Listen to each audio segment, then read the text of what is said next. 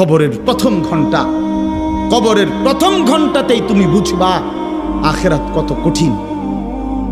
রাসূলুল্লাহ সাল্লাল্লাহু আলাইহি ওয়াসাল্লাম বলেন, কবরে যেই নাফরমান প্রশ্নের জবাব দিতে পারবে না, তিনটি প্রশ্নের, আল্লাহ তাআলা বলবেন কাযাবা আবদি, ফেরেশতা আমার এই নাফরমান বান্দা মিথ্যা বলেছে।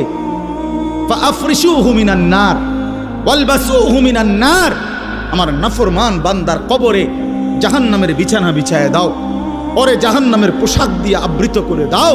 ওয়াফতাহু লাহু বাবান ইলান নার, জাহান্নাম বরাবর তার কবর থেকে দরজা খুলে দাও, কবর খুলে দাও।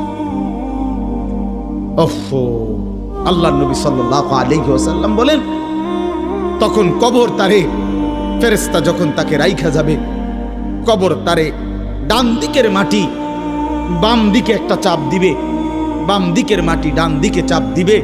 আল্লাহর কসম, নবী বলছে হাত্তা তাখতালিফা আদলাউহু, ডান পাশের হাড্ডি এবং এই পাজরের হাড্ডিগুলো করকর করে ভাঙ্গা বাম দিকে চলে যাবে, বাম দিকের গুলো ডান দিকে চলে যাবে।